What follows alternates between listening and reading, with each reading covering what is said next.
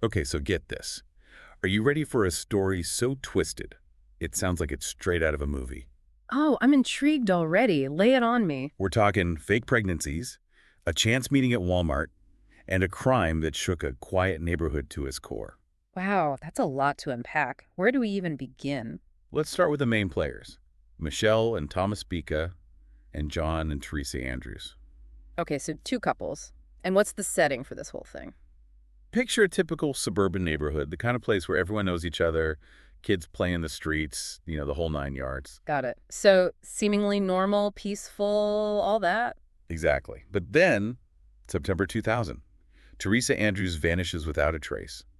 Her husband John's frantic, searching everywhere, but it's like she disappeared into thin air. And that's where the mystery begins, I assume.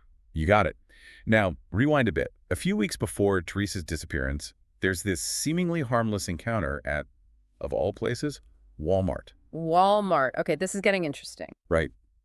Michelle and Thomas Bica, excited for their second child, bump into John and Theresa Andrews, who are expecting their first. A chance meeting, two couples expecting babies. Sounds innocent enough. It does, doesn't it? But this is where things start to get a little, well, strange. I'm all ears. So they're chatting, baby talk, all that. They discovered they live just blocks apart. Instant neighborly bond, right? Sure, seems pretty natural. But then, a few weeks later, Michelle drops this bombshell. Her doctor made a mistake. The baby's not a girl, it's a boy. Hold on, a gender switch. That's a pretty big mistake for a doctor to make. You'd think so, right? But at the time, it probably just seemed like a funny anecdote. Looking back, though. It's a massive red flag. I mean, think about it. This isn't just a slip of the tongue. This is Michelle controlling the narrative, creating a story. But you're saying this wasn't just some random detail, it was intentional. It's possible. And that desire to control the story, to craft a specific reality, could point to something much deeper. Okay, now I'm really interested. What kind of something deeper are we talking about? We might be looking at potential personality disorders here, like Munchausen by proxy or histrionic personality disorder. Wow, those are some serious conditions. Could you break those down for me a bit? Sure. Munchausen by proxy, someone makes up or even causes illness, often in a child, to get attention and sympathy. And histrionic personality disorder, how does that fit in? Think of someone who needs to be the center of attention, very dramatic. Okay, I'm starting to see the connection. But remember, we're speculating here, right? Absolutely. We're just exploring possibilities, things investigators would consider. Right, of course. So we've got Michelle possibly struggling with some serious stuff and this fake pregnancy. But then the story takes a truly dark turn. September 27th, John's at work when Theresa calls, saying she's meeting someone about their Jeep, maybe selling it. Hours pass, no answer. John gets home, the Jeep's gone. Oh, no. I think I can guess what's coming next. But her purse and her cell phone, they're still there. That's a terrible sign. No one just leaves their purse and phone behind, especially not when meeting a stranger. Right, it's like something out of a nightmare. John's panicking, and meanwhile, just 4 blocks away, something completely different's happening. Thomas Bica gets a call. Michelle's in labor, healthy baby boy. Everything's perfect. Okay, so on the one hand, we have a missing person, a very worrying situation, and on the other, a seemingly happy occasion. Exactly. But even with the baby, things aren't what they seem. There's this weird detail. The hospital sent them home right away because of, get this, a tuberculosis scare. A tuberculosis scare, that seems a bit convenient, doesn't it? Yeah, a little too convenient. Looking back, it's like Michelle was planting these seeds of doubt, anticipating questions, creating this smokescreen. Right, she's building up this elaborate story to hide the truth. And so far, the police are clueless, right? Well, not entirely. Remember that call Theresa made about the Jeep? Yeah, what about it? The police traced it back to Michelle's phone. Hold on, so you're telling me the call about the Jeep came from Michelle? Exactly. That one little detail, it blows the whole case wide open. The cops show up at Michelle's door, they start asking questions, and things unravel quickly. This is getting intense. Yeah. What happens next? Well, that's where our deep dive takes a really dark turn. We'll explore that and the devastating consequences right after. Hey, hold on. You can't leave us hanging like that. Oh, but I think I just did. All right, so remember where we left off? Michelle's house, the police are there, her story's falling apart. Yeah, it was getting pretty intense. What happened when the truth came out? Well, it's tragic. The detectives went back to question her, but she locked herself in a bedroom, took her own life. Oh my God. She committed suicide. She did. It's a heartbreaking end and leaves a lot of unanswered questions. But even with Michelle gone, the truth starts to come out. That baby boy she claimed was hers. They took him for DNA testing. What did the tests show? The results were pretty clear. John Andrews is the father. That's just awful. Yeah. So not only is Theresa missing, but Michelle took her baby. It's a horrific thought, and it confirms everyone's worst fears. But as bad as it is, the worst was still to come. Investigators searched the Bica's garage, and they found a shallow grave hidden under some gravel. Oh, God. Don't tell me. It was Theresa. She had been shot in the back, and her womb had been cut open.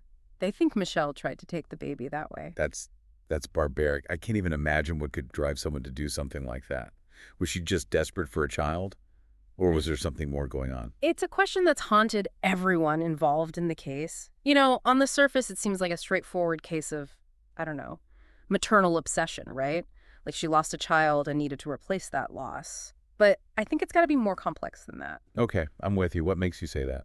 Well, all those things we talked about, you know, the gender switch, the lies, the need to control every detail of the story, all those things suggest something more than just wanting to be a mother. So we're back to those personality disorders you mentioned. Munchausen by proxy and, was it histrionic personality disorder? Exactly. Munchausen by proxy, think about it. It's all about making up or causing an illness to get attention and sympathy. Michelle's actions, while extreme, they kind of fit, you know? Faking a pregnancy, claiming a baby that wasn't hers, even making up that whole tuberculosis thing. It's all about creating a situation where she's the victim, the hero. That's disturbingly accurate. And how does the other one, the histrionic personality disorder, how does that play into it? Well, people with that disorder, they crave attention and approval. They can be super dramatic. Their emotions are all over the place. Michelle needed to be the center of attention, remember? The lies, the drama, even the way she ended her own life, it all kind of lines up. So it's like she was living in this fantasy world she created, and when reality came crashing down, she chose a dramatic exit. Exactly. And the really sad thing is, her fantasy world came at a terrible cost. Theresa lost her life, John lost his wife, and that community was shattered by the whole thing. It's a chilling reminder that evil can hide anywhere. But amidst all this tragedy, there's a little bit of hope. The baby, even after everything he went through, he survived. You're right. And he was eventually returned to John, who's now raising him alone. Talk about strength in the face of tragedy. It's incredible. But what about Thomas Bica? Where does he fit into all this? Did he really have no idea what his wife was doing? It's a question everyone asks. Thomas was interrogated for hours. They even gave him polygraph tests. Everything seems to indicate that he was completely in the dark. He really believed he was the father. How could he not know? It's hard to believe. I know, but think about it. We want to believe the people we love even when things don't add up. Sometimes the truth is just too painful to face. Whether he knew or not, he's a victim too. He lost his wife, his home, his whole life as he knew it. This whole case is just mind-blowing. Deception, desperation. It's hard to wrap your head around it. It really is. It makes you think about, you know, the dark side of human nature and how we never really know what's going on with other people, even the ones we think we know best. So true. But before we wrap this up, I want to talk about the community. This wasn't just a personal tragedy. It affected everyone in that neighborhood. You're absolutely right. This crime sent shockwaves through the entire community. It really did. I mean, imagine living in that neighborhood. Suddenly, your safe haven, the place where you thought nothing bad could happen, well, something terrible did happen. Right. It shatters that sense of security. Everyone's looking at each other differently, wondering who they can trust. Exactly. And it's not just about trust. It's about that feeling of vulnerability. Like, if it could happen here, it could happen anywhere. How does a community even begin to recover from something like that? It's a long process, for sure. It takes open communication, support from each other, and a real effort to rebuild that trust. But even then, some scars probably never fully heal. Yeah. Right? Unfortunately, you're right. This becomes part of the community's story, a dark chapter that changes how they see themselves, how they see their home. It's a reminder that even in the most normal-looking places, darkness can exist. Makes you think about those warning signs, those gut feelings when something feels off. We need to trust our instincts. Absolutely. We can never truly know what's going on in other people's lives, even those we think we know well. It's a chilling thought. But even in this case, there's a glimmer of hope, right? John raising his son, rebuilding his life, that shows incredible strength. It really does. And it's not just him, it's the entire community. They can come together, offer support, and find a way forward together. This deep dive has been heavy, that's for sure. Deception, desperation, loss. It's a lot to take in. You said it. We've explored a lot. Michelle's possible motives, the psychological aspects, the impact on everyone involved. And yet, we're still left with so many questions. Questions about human nature, about the darkness that can hide in plain sight. I think that's the nature of these cases, isn't it? They challenge us to confront those uncomfortable truths about ourselves, about the world around us. Absolutely. But I think the most important thing we can take away from this is the need to be vigilant, to be aware, to support each other. I agree.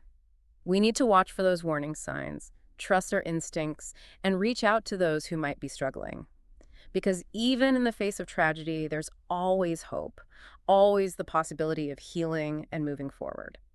This has been an incredibly powerful conversation. And as we wrap up this deep dive, I want to leave our listeners with this. How can we learn from this case? How can we become more aware, more compassionate, more resilient in a world where darkness can sometimes overshadow the light? It's a question worth thinking about, a challenge to carry with us. Well said. If we can learn from tragedies like this, if we can grow and become more connected as individuals and as communities, then maybe, just maybe, we can prevent something like this from happening again. Thank you for joining us on this deep dive, and we hope you'll join us next time as we explore another fascinating case. Until then, stay curious, stay informed, and stay safe.